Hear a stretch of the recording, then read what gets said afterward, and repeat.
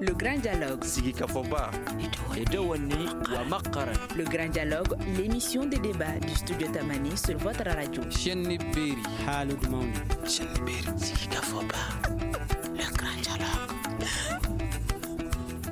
La désignation des membres de l'EJ, entendez par là, Autorité indépendante de gestion des élections, se précise peu à peu. Les candidats des partis politiques et de la société civile devant siéger au sein de l'organisation sont connus. Le 22 août dernier, 8 personnes ont été tirées au sort au niveau des formations politiques et 6 au niveau de la société civile. Mais ce mode de désignation des membres de l'EJ a été boycotté et dénoncé par plusieurs formations politiques. Pour en parler, nous avons avec nous Mme Samaké Fatoumata Traoré du parti ADPM, Alliance démocratique du peuple malien, Al-Hassan Abba du parti CODEM, Fousseini Diop de Modèle Mali, la mission d'observation des élections au Mali. Je suis Mariam Maïga. Bonsoir à toutes et à tous et bienvenue. Le Grand Dialogue. Avant de rentrer dans le vif de cette émission, je vous invite à écouter ce reportage de Moussa Malé Sissoko sur les travaux qui se sont déroulés au CICB sur la désignation des membres de l'EJ. Sur une liste de candidatures de 75 femmes issues des partis politiques, 4 ont été retenues. Le même nombre aussi a été tiré au sort au niveau des hommes provenant des partis politiques. Ces 4 femmes viennent de l'Alliance malienne pour le travail AMAT, la Convergence pour l'émergence du Mali face au Dioton, le Rassemblement malien pour le travail et la synergie des initiatives pour la renaissance africaine. Les hommes, quant à eux, proviennent des 4 formations politiques. Il s'agit de l'Alliance pour la promotion et le développement du Mali APDM, la Force citoyenne et démocratique FCD, du Front uni pour la démocratie et le changement FIDEC et Initiative pour la refondation du Mali IRMA. Parmi ces 8 heureux gagnants, le ministère de l'administration territoriale devra désigner 4 personnes pour représenter la classe politique. Au niveau de la société civile, 6 personnes ont été retenues au terme du tirage au sort. Ces candidats sont issus du collectif des régions non opérationnelles, l'ordre des notaires et le Recotrad. D'autres viennent du Conseil national de la société civile, la Forçat civile et le Centre malien pour le dialogue interparti et la démocratie SEMDID. Le gouvernement devra en choisir 3. Ce tirage au sort intervient après des divergences au sein des partis politiques et des organisations de la société civile sur le mode de désignation de leurs représentants à l'EJ. Madame Samaké Fatoumata Traoré, la première question sera à vous. Quel regard avez-vous sur ce mode de désignation? Bon, j'ai un regard positif. Je dis d'abord bonsoir. Bonsoir aux téléspectateurs également.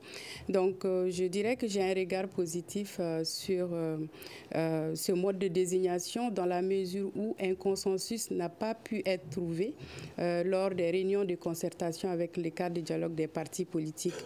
Donc, je dirais que c'était quand même un mode de désignation qui est unique en quelque sorte au Mali parce que c'est la première fois qu'on assiste à un tel mode de désignation pour une institution aussi importante qu'est l'EJ, donc Autorité indépendante de gestion des élections. Et une autre chose également, c'est que voilà, je pense que s'il y a des partis politiques qui ont quand même accepté de venir, c'est-à-dire d'accepter de poser leur candidature par rapport à la désignation des membres, donc il va falloir quand même arriver à quelque chose, dont justement cette question de désignation à travers un tirage au sort. Alassane Abba, vous venez d'entendre Mme Samaké Fatoumata du parti ADPM. Elle vient de dire que c'est un mode de désignation unique, une première dans le pays. Quel est votre regard sur ça? Et merci bien, Mariam, pour cette occasion que vous nous offrez d'opiner sur une question aussi importante, celle de la désignation des membres de l'autorité indépendante de gestion des élections. J'avoue qu'il ne faut pas vous être surprise, hein. C'est selon qu'on soit grand parti ou petit parti, on va opter pour l'un ou l'autre. Maintenant, notre surprise, c'est que l'administration territoriale, le pouvoir qui est chargé d'arbitrer et de faire une observation, une vraie analyse de la situation, c'est vraiment laissé drainer dans une méthode antidémocratique qui n'est pas du tout ça, Elle-même, elle dit que c'est du jamais vu. C'est du jamais vu. Ce n'est pas seulement au Mali, dans le monde entier. On ne va pas procéder à un tirage au sort pour une question aussi importante que la désignation de ceux qui sont chargés de gérer les élections. La gestion des élections, c'est la première pierre, la plus importante, j'allais dire la pierre angulaire de l'avenir politique de ce pays. Parce que n'oubliez pas que la contestation, le pouvoir dernier est tombé juste à une contestation électorale. Je crains que cette fois-ci, par cette méthode, la contestation, au lieu d'être post-électorale, ne soit une contestation préélectorale. Ce n'est pas sérieux. Je m'attendais à tout, sauf une désignation quand même par un jeu de hasard, parce qu'on ne gère pas un État dans le hasard. Un État, c'est la prise de responsabilité, c'est s'assumer. Je m'attendais à ce que le pouvoir fasse la même chose quand il s'est agi de nous doter d'un Premier ministre. Nous avions bien plus de 275 partis politiques, mais le pouvoir, sachant qu'en ramenant la question au niveau des partis politiques, risquera de buter sur une fin de non-recevoir, une mésentente chronique, a pris la décision d'écarter tout le monde et de dire, bon voilà, M5, vous avez été au devant du combat, choisissez-nous quelqu'un, nous lui faisons confiance. Nous nous attendons, nous ne partons pas de rien. Nous sommes des partis politiques qui ont existé pendant 30 ans. Pendant 30 ans, on a eu tout le temps de savoir qui est qui. Tous ceux qui veulent gouverner ce pays, diriger ce pays, se sont présentés. On a des conseillers municipaux. Quand nous avions été rencontrés par le ministre, nous lui avons dit de prendre le fait majoritaire. Le ministre de l'administration territoriale. De l'administration territoriale. Les rapports des forces d'un parti politique, c'est des rapports des forces. On n'est pas les mêmes. Effectivement, madame, regardez bien ce qui s'est passé. Nous avons, aux sorties des dernières élections, nous avons 22 partis politiques au Mali qui ont eu 94,60% de l'électorat, c'est-à-dire 94,60% des conseillers municipaux. Ces 22 partis politiques, pas un seul d'entre eux n'est retenu par le tirage au sort. Nous avons 40 partis politiques qui ont eu 417 conseillers municipaux au total. C'est parmi ceux-ci, malheureusement, que 2 partis politiques ont eu la chance d'être tirés parce que c'est des petites formations politiques. Le surnombre étant là, la probabilité pour qu'ils soient tirés est très forte. Maintenant, nous avons 211 partis politiques qui n'ont pas eu un seul conseiller municipal. Malheureusement, c'est parmi ces 211 qu'on a pu tirer les autres membres, des 6 membres restants ont été tirés parmi ces gens-là, qui n'ont pas un conseiller municipal. Nous avons des hommes inconnus, que personne ne connaît, des partis inconnus, que personne ne connaît, qui vont gérer l'élection. Nous avons tout comme l'impression que le pouvoir veut mettre une main basse sur la gestion des élections, quelque chose que nous avions vu ramper et venir à petits pas, et nous avions sonné sur la sonnette d'alarme, c'est la cloche.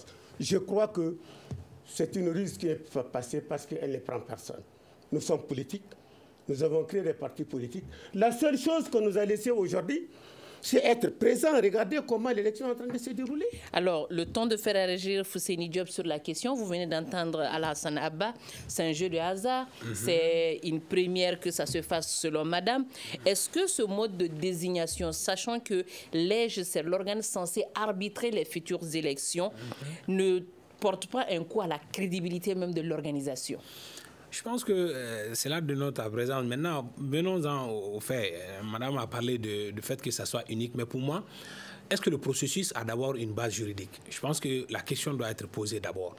Parce que le ministère de l'administration territoriale est censé être aussi l'organe qui respecte d'abord la loi électorale. La loi électorale qui a été votée très récemment, dans son article 7, je pense, parle du collège par rapport à la répartition des membres. Et aussi, dans cet article-là, on parle des membres représentant les partis politiques et la société civile sont désignés selon les modalités fixées par les institutions ou organisations. Donc, déjà, je pense que ce mode de désignation viole l'article 7 de la loi électorale. Donc, cela montre à suffisance déjà que nous sommes en violation de cette loi-là. Maintenant, ce mode-là, comme il l'a dit, moi-même, j'ai entendu certains partis politiques, je ne les connaissais même pas. Parce qu'il faut le reconnaître, on parle de 200 et quelques partis politiques au Mali, mais à vrai dire, ceux qui remplissent les critères d'un parti politique, la majorité a boycotté. qu'on appelle ce processus-là. Et là, c'est très grave. Des partis comme l'ADEMA, comme CODEM, comme Yelema, qui, en matière de présence, c'est-à-dire en matière de conseillers municipaux ou encore de conseillers au niveau des collectivités, certes, ou encore de la région, ont quand même une base politique. Et aujourd'hui, dire que ces partis politiques ne font pas partie et que cet organe est censé être l'élément central par rapport à l'organisation des élections, je pense que ça pose problème. Mais pour moi, le fait le plus marquant, c'est d'abord montrer que ce mode de désignation quand même viole la loi électorale. Et je pense que dans nos communiqués aussi, on a eu à rappeler cela, mais il est dommage que cela n'a pas pu être respecté. Madame, vous venez d'entendre Abba et puis Fousseni Diop qui donnaient leur avis sur ce mode de désignation. Mais est-ce que les personnes, déjà, bien vrai que selon Abba, certains partis politiques n'ont même pas de représentativité, mais selon vous, est-ce que c'est le fait de ne pas avoir de représentativité au sein des régions peut entacher à ce que ces personnes soient membres de l'EJ aujourd'hui? Bon, moi je pense que ce n'est pas ce qui devrait normalement être les critères essentiels. Parce qu'à mon avis, la première problématique qui s'est posée et qui a fait que j'ai donné cette réponse par rapport à mon regard positif, c'est justement lié au fait qu'il n'y a pas eu de consensus et qu'il y a des partis qui ont boycotté. Et ces partis qui ont boycotté ne peuvent justement pas avoir les représentants lors du tirage au sort parce que justement on a décidé que le mode de désignation serait le tirage au sort. Donc ces partis qui n'ont pas été retenus dans la liste restreinte des 75 partis sur les 273. Donc, ça fait que leur nom ne pouvait pas figurer lors des tirages au sort. Donc, ça, c'est déjà un fait. Donc, je dirais, on n'analysera pas pourquoi et pourquoi pas. Il vient d'expliquer pourquoi ils ne sont pas venus justement à l'EJ. Nous-mêmes, nous avons voté contre les, cette loi électorale parce que justement, nous avons trouvé qu'il devait y avoir une base juridique à la création de l'EJ parce que nous pensons que c'est la Constitution qui devrait annoncer. La Constitution en vigueur aujourd'hui, c'est vraiment une Constitution de 92 qui ne parle que de la CENI et pas de l'EJ. Donc nous pensons que ce n'est pas une loi électorale qui doit en tout cas parler des modalités de gestion d'une institution comme l'EJ parce que nous pensons également que l'EJ devrait être érigé en institution. Et par rapport au mode de désignation, nous y sommes allés parce que nous pensons que nous ne voulons pas boycotter, disons, ce processus-là, parce que nous pensons que ça vaut la peine d'y aller. Mais en votant contre cette loi électorale, nous avons nos raisons. C'est-à-dire qu'il n'y a pas une base juridique qui vient quand même confirmer cette création, mais il y a également toute la question liée à la crédibilité et aux modalités de désignation des membres, parce que nous pensons que les membres devraient être désignés par voie de concours, c'est-à-dire que sur le critère de probité, et il y a un ensemble de critères qui sont quand même définis par la loi. Donc, je rejoins certains sur ce plateau par rapport au fait que ça pourrait éventuellement entacher la crédibilité de l'organisation. Mais nous pensons également que nous devrions en quelque sorte trouver les voies et moyens pour justement arriver à mettre une organisation qui va quand même remplacer et la Cour constitutionnelle et l'organe de gestion des élections et même peut-être pas l'administration territoriale, mais en ce qui concerne justement la relation avec l'administration territoriale, donc elle devrait être indépendante. Et cette indépendance-là, justement, beaucoup de personnes pensent que si c'est l'État qui continue à financer une organisation comme l'EJ, ça pourrait porter préjudice à son indépendance. Et vu que les conditions de désignation, telles que par exemple le fait que 3 personnes devraient émaner du président de la République, donc une personne du PM, et voilà, donc société civile, justement aussi les partis politiques, nous pensons que pour garantir cette indépendance, les partis politiques et la société civile ne devraient même pas être membres de l'EJ en quelque sorte. C'est ce que nous pensons. Alors, en venant à la désignation des membres, est-ce que des membres tirés au sort comme ça, on ne risque pas d'avoir des personnes qui n'ont pas assez de bagages pour siéger au niveau de l'EJ? Oui, cela est une probabilité, mais une probabilité voulue par ceux qui n'ont pas voulu venir Ça, c'est un aussi. Et l'autre probabilité, c'est le fait que par tirage au sort, je ne sais pas sur quels critères, par exemple, on a choisi les 5, c'est-à-dire qu'il n'y a pas une hiérarchisation des candidatures, donc par ordre comment on va dire, de compétences, de rigueur, de sens des responsabilités telles que nous le voulons aujourd'hui pour un nouveau Mali. Donc je pense que le problème peut être créé à ce niveau-là. Mais si on parle de mode de désignation, du moment qu'on n'arrive pas à trouver un consensus, on est obligé d'avancer. C'est ça, parce que justement, on ne peut pas indéfiniment continuer à faire des concertations en sachant bien qu'il n'y aura pas de consensus. Moi, ça m'étonnerait fort que même si on aurait fait peut-être même 10 réunions ou 10 en tout cas, des sollicitations auprès de ces partis-là, moi, j'avais quand même des doutes qu'il y aurait un consensus pour dire voilà les 4 personnes que nous allons choisir pour les partis politiques et voilà les trois personnes qui sont quand même les plus représentatives par rapport à la société civile. Fosseni Diop, est-ce qu'il faut craindre aujourd'hui des blocages dans la suite du processus avec ces contestations qu'on voit avec certains partis politiques? Je pense que le risque est d'autant plus grand que, en fait, vous savez, les élections, c'est aussi une histoire aussi de politique. Et d'abord aussi de partis politiques. Quand les organes sont mis en place, les gens qui doivent concourir pour pouvoir prétendre à exercer le pouvoir n'ont pas confiance aux organes mis en place pour gérer les élections. Je pense qu'il y a problème. La CENI qui était dans l'ancienne loi, qui était là pour superviser le processus, les partis politiques y siégeaient. La société civile était présente. L'État aussi, à travers ses représentants, y siégeait. Mais il n'y avait pas de problème. Mais déjà, c'est comme si, avant le jeu, les règles mises en place, les acteurs qui concourent à ces jeux ne sont pas d'accord. Donc, on ne peut pas prétendre à ce que déjà que le match ait lieu ou encore que les résultats qui vont sortir vont être à la satisfaction de tout le monde. Donc, je pense qu'il y a ce risque-là. Voilà pourquoi, je pense, on parle de non-consensus, mais je parle sous le contrôle des uns et des autres. La société civile avait quand même envoyé des membres. Je pense que s'il y avait des critères préétablis qui étaient mis en place d'office, certains allaient être éliminés. Par exemple, la société civile, on en a plein. Il y a beaucoup de fêtières qui regrochent cette question de société civile. Mais dès le moment qu'on reconnaît déjà dans la société civile les organisations qui militent dans le cadre des élections, qui ont des compétences avérées, donc on sait déjà à qui on doit faire appel par rapport à telle ou telle compétence pour pouvoir siéger. Mais aujourd'hui, on tire, c'est un jeu de hasard, on met tout le monde dans un fourre-tout et on tire. Mais pour quel résultat ? Aujourd'hui, des partis politiques qui n'existent même pas sur le terrain se retrouvent dans l'EJ, mais avec quelles compétences ils vont parler pour quelle voix et pour que davantage, quand le jeu va être fait, ils ne seront pas représentatifs et que des résultats qui vont sortir vont être acceptés. Je pense que le jeu est assez biaisé et on est en train de prendre un parcours qu'il faut faire énormément attention et je pense que c'est très urgent à trouver des solutions rapidement à désamorcer cette situation. Le jeu est biaisé, selon Fosseni Diop, mais des partis comme la CODEM ont refusé de participer à ce mode de désignation. Selon vous, y avait-il une autre façon de faire? Bon, il aurait dû y avoir une autre façon de faire parce que... Laquelle? On a toujours mis en place ici l'organe qui a géré les élections. Il n'y a jamais eu de refus de participation parce que les gens qui ont voté la loi ont regardé tous les contours, ont fait en sorte que tout le monde se sente vraiment dans la loi.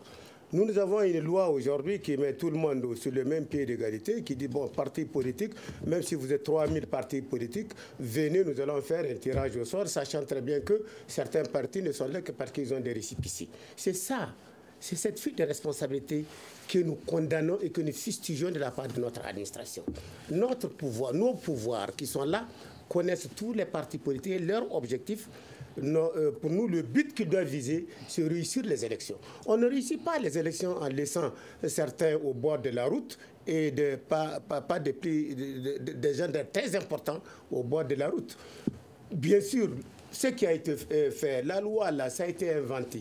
La procédure a été sérieusement, scientifiquement inventée, sachant qu'en disant à tout le monde de venir, tous ceux qui tiennent à la démocratie vont s'abstenir. Nous allons nous abstenir tant que c'est par tirage au sort qu'on veut gérer le Mali. Pourquoi on n'a pas fait un tirage l'autre jour quand on voulait désigner les membres du CNT? Pourquoi on a dit, bon, tous les Maliens qui veulent être au CNT, amenez vos dossiers, nous allons tirer au sort? Pourquoi quand on a dit qu'on va former un gouvernement, on n'a pas dit, bon, tous ceux qui veulent devenir ministres, venez, on va faire un tirage au sort? Pourquoi demain, quand il y a président de la République, on ne dit pas, venez, on va tirer un président au sort et nous abstenir des élections? Je crois qu'il faut être sérieux. Hein. Soyons très sérieux et ne prenons pas les gens pour des imbéciles parce qu'on est au pouvoir. Nous avons à charge de gérer ce pays. Ce pays, il faut le gérer les yeux dans les yeux en se disant que tout ce qui n'est pas permis, tout ce qu'on a condamné avant, il ne faudrait pas qu'on dirige un système. Je vous ai expliqué qu'il y a 211, sinon 213 partis politiques qui n'ont pas un seul conseiller municipal. Quand dans une boîte, ces 213 partis politiques sont lancés, il y a 22 partis politiques, les plus majeurs sont là, mais la probabilité pour que ces gens ne soient pas tirés est zéro. Ça, c'est mathématiquement, moi, je ne suis pas un mathématicien. Mais quand vous fourrez tous ces modes là-dedans, plus 22 petits partis politiques, mais la probabilité pour qu'ils soient tirés est nulle. Voilà pourquoi on a dit non, on n'aurait pas dû en arriver à là. Parce que le rapport de force est connu. La dernière fois, quand on a mis la voilà pourquoi on a dit de mettre l'EJ de côté, c'est dangereux. On a dit d'aller avec l'organe existant, c'est-à-dire la CENI, l'administration territoriale et la DGE. Parce que la CENI prenait en compte la majorité et l'opposition. Et l'opposition, c'était une frange très importante de la population. Est-ce qu'actuellement, on a une majorité, une opposition? On a une majorité. On ne veut pas dire que c'est une majorité, mais dans la façon dont les choses sont en train de passer, on est obligé de dire qu'il y a une majorité. Et parce que nous, ils nous ont déjà mis à l'opposition. Même quand bien même on a toujours dit que nous ne sommes pas de l'opposition, quand les gens parlent... Vous, c'est la CODEM. Vous êtes dans le... CODEM et tous ceux qui refusent le fait accompli. Tous ceux qui veulent d'une vraie démocratie. Tous ceux qui disent qu'attention, il faut beaucoup faire attention. Il faut une démocratie, il faut aller par des procédures démocratiques. Alassane Abba, est-ce que ce n'est pas le fait que nous sommes dans une période de transition, qu'il n'y a pas de majorité ni d'opposition, qui a amené ce mode de désignation? Non, non, non. Dans la loi électorale, qu'est-ce qui empêchait aux gens, sachant que nous sommes 200 partis politiques, qu'est-ce qui empêche aux gens de dire, c'est vrai, ils ont dit que les partis politiques désignent les représentants, mais puisqu'ils savent que nous sommes nombreux, qu'est-ce qui leur empêche de donner une précision pour dire « Ah, ce choix se fera en tenant compte du rapport de force des partis politiques ». Ça clarifie la situation. Mais on a laissé cette nébuleuse parce que cette situation arrange. Parce que tout le temps où on veut faire savoir que la majorité du peuple est là, c'est cette masse inaudible, cette masse qui n'existe pas véritablement, qu'on amène pour tambouriner et faire du bruit et dire que le peuple, le peuple, le peuple, le peuple. Il faut beaucoup prendre cette histoire du peuple-là avec des pincettes. Je crains que quelque part, on ne pousse les gens à dire, bon voilà, faites les choses, nous allons organiser les élections et nous allons faire passer qui on veut. Et là, ce ne serait pas, ils auraient eux-mêmes sémé le germe de la contestation. Parce qu'aujourd'hui, il a fait allusion aux 8 membres choisis par les pouvoirs publics. Les 8 membres choisis par les pouvoirs publics, pourquoi? À quelle fin? Depuis qu'on a commencé à organiser les élections, depuis quand vous avez vu les pouvoirs politiques qui organisent les élections eux-mêmes s'accaparer et de la CENI, ça sent très bien que le pouvoir de recours revenant à la Cour constitutionnelle, quand même, ils désignent. Vous avez la Cour constitutionnelle, vous avez la CENI, et ils vont désigner maintenant les 15 membres de la CENI par cette procédure. Parce que les 4 membres des partis politiques seront des gens qui vont choisir eux-mêmes, suivant, je ne sais pas, une procédure dont ils vont convenir entre eux. Parce que ce n'est pas terminé, hein. Ils sont 8. Ils vont choisir 4. Effectivement. Et les 4, le dernier choix là. Et cela m'amène à poser cette question à Fousseini Diop. Quels sont les contours de l'EJ, c'est-à-dire la composition, le nombre de membres, le délai et la mission de cette organisation? Je pense que par rapport à cela, je l'avais dit à l'entendre, l'article 7 parle évidemment de ça. On parle de 15 membres. Les 8 sont désignés par les pouvoirs publics, je pense 4 pour les partis politiques et 3 pour la société civile. Et par rapport à cette composition, il a parlé de ce déséquilibre, notamment du fait que c'est 8. Je me pose aussi la question, est-ce que les 8 aussi du pouvoir public aussi seront tirés au sort?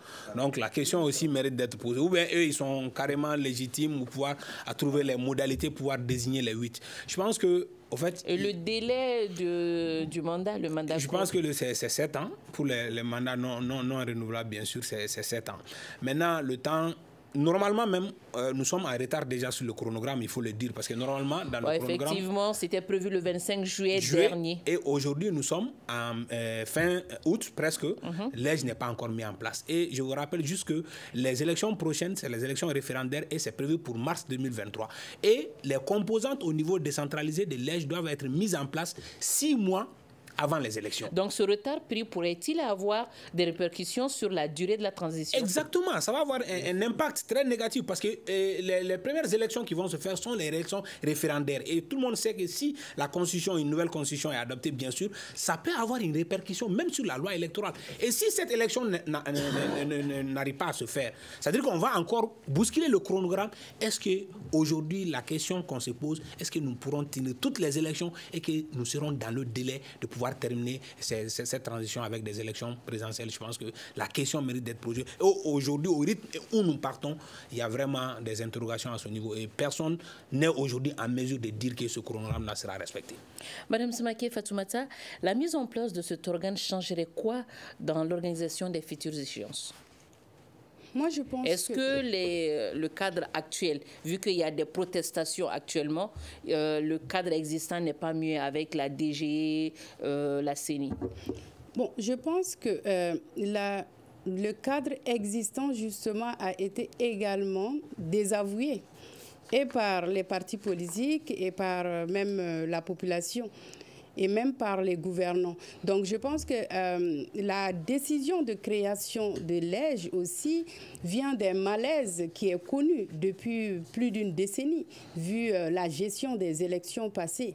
Donc on a vu, il n'y a jamais eu une élection où il n'y a pas de contestation. On a comme l'impression qu'à chaque fois que le camp le camp qui n'a pas pu briguer un poste de responsabilité se porte toujours opposant, c'est-à-dire que conteste les élections. Je pense que ce n'est pas comme ça qu'on doit gérer c'est-à-dire la question d'élections dans notre pays. Donc, avoir un organe unique de gestion des élections, je pense que c'est vraiment après une mûre réflexion de toutes les parties prenantes, mais peut-être que, comme nous sommes en période de transition, il y a certainement beaucoup de choses qui rentrent en ligne de compte, parce qu'aujourd'hui, on n'a ni opposition, on n'a ni majorité. Parce que justement, je pense qu'il ne devrait pas y en avoir. Aujourd'hui, le Mali a décidé d'emprunter une autre voie. Bon, les points de vue sont divergents sur cette question. Mais nous, au sein de notre parti, ce que nous pensons que l'EJ ne devrait pas être créé avant qu'il y ait une nouvelle constitution. Ça, c'était pour nous vraiment la base juridique pour qu'on crée l'EJ. Une fois que la constitution aurait décidé qu'on va créer un organe unique de gestion, les conditions pour créer cet organe unique seront définies justement dans les textes, et nous pensons que cela aurait eu un impact plus grand pour les futures élections, dans la mesure où si nous devons choisir les membres selon les critères qui sont évoqués par rapport à leur moralité, par rapport à leurs compétences, nous ne pouvons avoir ça qu'en essayant vraiment d'avoir des personnes, non pas choisir quelqu'un parce que la personne vient d'un parti politique, mais on doit choisir la personne parce que la personne a une compétence. Ça, c'est une première chose. Une deuxième chose, c'est que si on doit choisir ces personnes-là, ces personnes devraient être indépendantes de toute organisation, de toute structure, c'est-à-dire ne pas avoir une appartenance quelconque. Sinon, ça va être comme la CENI que nous avions. Et ce que nous avons dénoncé chez la CENI, c'est ce qui allait se faire aussi avec l'EJ, parce que justement, nous n'avons pas pris les précautions nécessaires pour avoir une certaine neutralité. Et dans ces conditions également, ce n'est pas l'État qui doit, c'est-à-dire dire qu'un ministre, disons, le Premier ministre ou le Président devrait choisir des personnes. Non, ces choix se feront sur quelle base? Quand on parle de probité, de moralité ou autre, une fois que c'est de la nomination, ça devient difficile. de faire une analyse objective sur cette personne-là. Donc, nous pensons que la question du choix des hommes est primordiale. La question de leur impartialité ne pourra être réelle que si nous décidons nous-mêmes de laisser les choses se faire telles que nous l'avons voulu, c'est-à-dire avoir un organe unique de gestion des élections qui soit une autorité indépendante. On parle bien d'autorité indépendante. On ne peut pas devenir une autorité indépendante. Mais est-ce qu'on peut avoir une autorité indépendante, je vous prends moi, avec ce style de jeu de hasard? Non, c'est-à-dire le jeu de hasard est intervenu dans un autre contexte. Dans un contexte dans lequel, par exemple, nous avons cette question de consensus qu'on cherche toujours à faire revenir sur la table. C'est-à-dire que, par exemple, la question d'appartenance du chef de gouvernement à un parti politique a fait couler beaucoup d'encre. Et voilà, on pense que cela entache en quelque sorte, c'est-à-dire de l'impartialité qu'on veut. Donc, je vois tout simplement dans ce processus que la question de l'âge revient justement parce que nous n'arrivons pas à trouver de tirage au sort intervient parce que cette recherche de consensus qui est voulue par une partie du peuple, en allant sans trouver un consensus aussi, on a un problème. Donc, on est obligé d'aller vers des concertations. Et en allant vers ces concertations-là, on est obligé aussi de prendre une décision. Vous venez de le dire, il y a eu un retard par rapport au calendrier électoral, même avec les concertations qui ont été menées, disons, en amont. Donc, ça veut dire qu'en réalité, il faut forcément poser des actes qui peuvent nous permettre d'aller vers des élections. Et si on ne trouve pas de consensus, on ne pourra, et qu'on n'arrive pas à mettre en place les structures ou en tout cas les organes que nous voulons, nous ne pouvons pas avancer parce que chaque étape est importante pour aller de l'avant. Donc moi je pense que c'est vraiment cette question de recherche de consensus et du fait qu'on n'a pas pu trouver un consensus, on n'en trouvera jamais à mon humble avis, en tout cas avec 273 partis politiques au Mali. Je conviens que en quelque sorte les partis qui sont les plus grands partis, par exemple, les avis qui s'accordaient. Les partis ne devraient pas penser au fait que nous sommes un grand parti, nous sommes un petit parti. Moi, je pense qu'on ne doit pas voir les choses comme ça. En tout cas, pas par rapport à l'âge. Parce que par rapport à l'âge, on a besoin justement des personnes compétentes, des personnes qui sont de bonne moralité. Alors, vous n'allez pas me dire que par rapport d'appartenance à un parti politique garantit toutes ces compétences ou toutes ces connaissances, toutes ces valeurs dont nous parlons. Donc, Monsieur Abba, vous aurez la parole, laissez-la défendre ses idées. Elle a le droit, ce sont ses idées. Voilà, alors, c'est mon point de vue. Vous venez d'entendre son point de vue. Outre la désignation des membres que vous contestez au niveau de la CODEM, la mise en place de cet organe changerait quoi? La même question. Madame, je suis d'accord avec elle sur un seul point. Tout ce qu'elle a dit là, il n'y a qu'un seul point où là, je suis vraiment d'accord avec elle, c'est que la mise en place de l'organe unique devrait attendre carrément que la Constitution soit votée parce que ça risque de jouer sur le processus électoral. Et là, nous, on l'a dit. On a dit à l'administration territoriale, on a dit à quoi sert mettre en place aujourd'hui l'EJ, sachant très bien que la commission loi de l'Assemblée nationale est en train de tourner, disséminer la loi électorale et ils nous ont dit qu'il y aura une relecture de la loi électorale pour l'adapter non seulement à la Constitution et l'adapter aussi aux critères, aux critiques qui seront formulées ça et là par les différents membres de la société civile et des partis politiques. Donc pour nous, il n'était même pas question de mettre en place l'EJ aujourd'hui. Donc la mise en place de l'EJ aujourd'hui, pour moi, ça aurait dû attendre. Mais puisqu'on l'a mis en place, malgré les mises en garde, malgré l'espoir que nous avons eu, on a dit que peut-être il y a un autre agenda qui est caché. Voilà ce à quoi nous avons abouti par ricochet. Et dire que les partis politiques doivent avoir les mêmes aspirations, les partis politiques ne peuvent pas avoir les mêmes aspirations. Là, je concerne les partis politiques. Ça a été créé pour qu'il n'ait rien à dire par rapport à la fiabilité de l'élection. C'est les partis politiques qui ont demandé ça depuis le début. Hein. Même pas depuis la première création de la CENI, c'est parti d'une demande des partis politiques. et bien sûr les partis qui étaient prêts à aller aux élections. Ce n'est pas les partis qui détiennent des récépissés et qui savent qu'ils n'iront pas aux élections.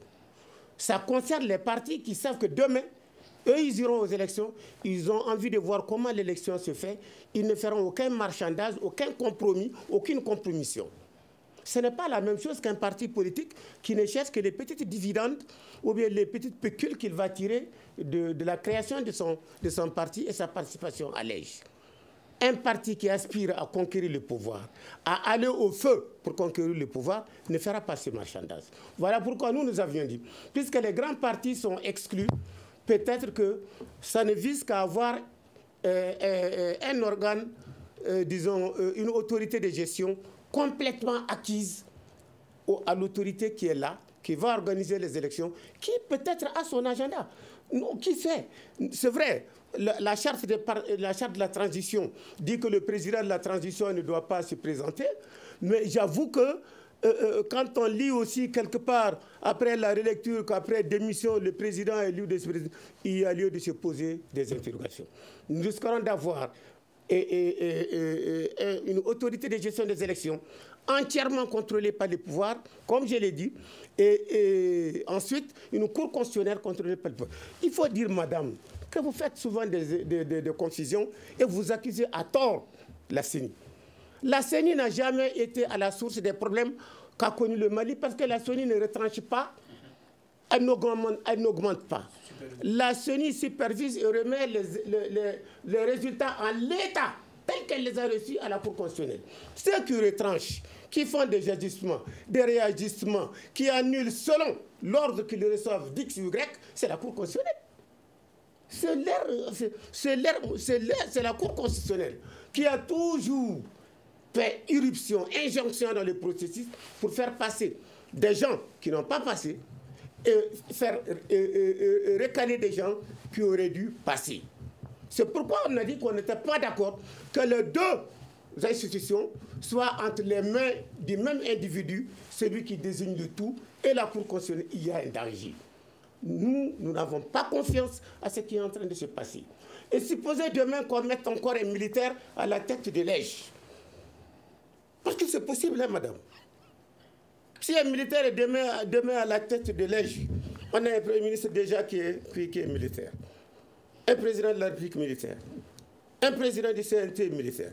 Mais vous allez nous empêcher de dire que nous, on n'est pas habitués à ça. Hey, il y a trop de treillis dans le processus. Il faut diminuer. Alors, nous n'avons pas confiance en ça. Hein. Sincèrement, à partir nous avions un petit espoir jusqu'au moment où il y a eu le processus qui consiste à jouer au jeu de hasard. On a dit alors là, vraiment, ils sont passés totalement à côté de la plaque. Ça, on ne peut pas nous manquer. Al-Hassan Abba, vous allez garder la parole. Il nous reste à peu près 6 minutes, moins de 6 minutes pour clore cette émission.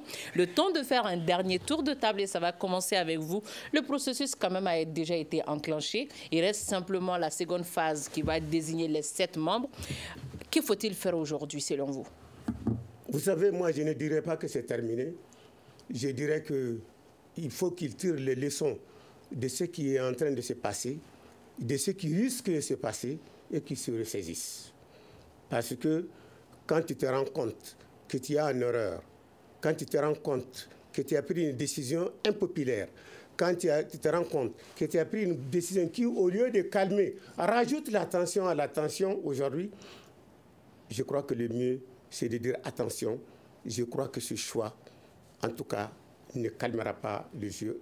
Et je risque de ne pas avoir l'inclusivité, le soutien que j'espère avoir, parce qu'aujourd'hui, on n'a pas besoin. Le processus est enclenché. Est-ce qu'on peut ceux qui sont chargés, qui ont à charge de conduire, de mener le processus jusqu'au bout, qu'ils comprennent simplement que pour nous, ils ont raté le coche.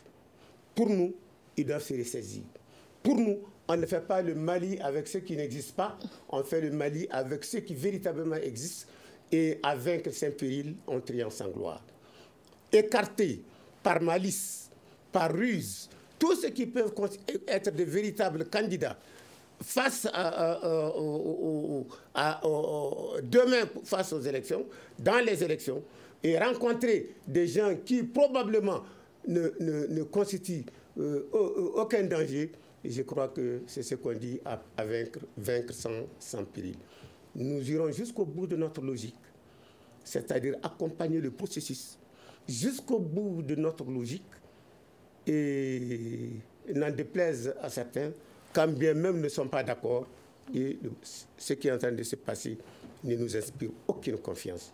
Nous sommes sceptiques par rapport à la réussite vraiment de cet organe où les grands partis sont exclus, où on repêche des frétins pour leur dire venez gérer des élections dans un milieu qu'ils ignorent totalement certains d'entre eux, parce que la gestion des élections, ça s'est fait à la base. Ceux qui ont des militants à la base, ceux qui ont des gens qui leur rapportent des informations par rapport à la façon dont l'élection va se passer. Parce que la CENI, elle va là-bas occasionnellement. Mais ceux qui sont véritablement là-bas, c'est les hommes politiques, c'est leurs militants. Merci beaucoup, Al-Hassan Abba. Madame Samake Fatoumata Traoré, selon vous, est-ce que l'EJ pourrait être concrétisé? Est-ce que les fondements sont bien là? À mon avis, les fondements sont là, mais en menant une réflexion beaucoup plus profonde, on se rend compte que l'EJ quand même était bébé mort-né. Parce que justement, on a une autorité qui est là, qui n'a pas de fondement juridique. Et nous tenons beaucoup au fait que quand il faut d'abord une nouvelle constitution avant d'aller à la création de l'EJ, ça c'est un. Deuxièmement, revoir les conditions de désignation pour que l'autorité soit réellement une autorité indépendante. Mais ce que j'aimerais dire au passage, c'est que ce n'est pas parce qu'on est grand ou petit parti politique qu'on peut contribuer ou qu'on peut vraiment développer son pays. Parce que le point d'interrogation par rapport à tout ça, c'est où est-ce que nous allons en tant que pays? Où est-ce que nous allons? Et c'est justement, c'est des grands partis politiques qui ont dirigé ce pays pendant très longtemps et nous avons vu les résultats. Donc nous, on n'a pas de problème par rapport au fait que ce soit un militaire ou un civil. Nous avons un problème par rapport au type de personne, c'est-à-dire la moralité, l'engagement, le patriotisme de la personne qui dirigera le Mali de demain. C'est tout ce dont nous avons besoin, les compétences nécessaires, qu'on mette l'homme qu'il faut à la place qu'il faut, c'est tout. Qu'on mette l'homme à la place qu'il faut, l'homme choisisse l'homme qu'il faut à la place qu'il faut. J'y arrive. Est-ce que ce processus a bien débuté? Est-ce qu'on peut aller à des futures élections avec ce TEJ-là? Je pense que voilà, les questions doivent être posées. Je ne pense pas qu'à ce rythme-là, on pourra arriver à cela. Maintenant, ce qu'il faut clarifier, déjà, qu'on appelle la gestion du pays, la gouvernance, ce n'est pas une question de militaires. Si les militaires, ils veulent vraiment diriger le pays, ils doivent laisser le tri et venir sur le jeu politique. Maintenant, par rapport aussi du fait qu'on parle de grands ou partis politiques, je pense que dans les 10 dernières décennies, ceux qui ont participé aux élections, qui ont de la représentativité, il faut les prendre en compte. Sur les 200 et quelques partis politiques qui sont au Mali, seulement 60 ont participé régulièrement aux élections et qui bénéficient de l'aide aux partis politiques. Aujourd'hui, les occulter du processus est une grande erreur. Et nous sommes en retard sur le chronogramme. La révision des listes électorales, normalement, avec cette loi électorale, elle est prévue pour octobre et l'EJ n'est pas encore mise en place alors qu'elle est censée gérer la supervision de ce processus-là. Quand sera-t-il? On ne le sait pas. Et les élections prochaines, c'est seulement pour mars. Et aujourd'hui, on n'a même pas encore l'organe unique de gestion des élections. Aujourd'hui, tout est flou, mais c'est aux autorités de prendre rapidement les mesures du possible pour rassembler encore davantage et faire un consensus autour de cette question pour pouvoir élucider et partir réellement aux élections. C'est la fin donc de cette émission qui réfléchissait sur la contestation sur le mode de désignation des membres de l'EJ, autorité indépendante de gestion des élections. Nos invités sont unanimes quand même sur une question, que la mise en place de cet organe devrait se faire après la transition. Grand merci à nos invités, Fousseini Diop de Modèle Mali, mission d'observation des élections au Mali, Madame Samake Fatoumata Traoré du parti ADPM, Alliance démocratique du peuple malien, Al-Hassan Abba du parti CODEM. À la régie son et vidéo, il y avait Mamadi Keita et Nouhoum Diré. Je suis Mariam Maïga. Merci à toutes et à tous et à la prochaine. Le Grand Dialogue. Le Grand Dialogue, l'émission des débats du studio Tamani sur votre radio. Le Grand Dialogue.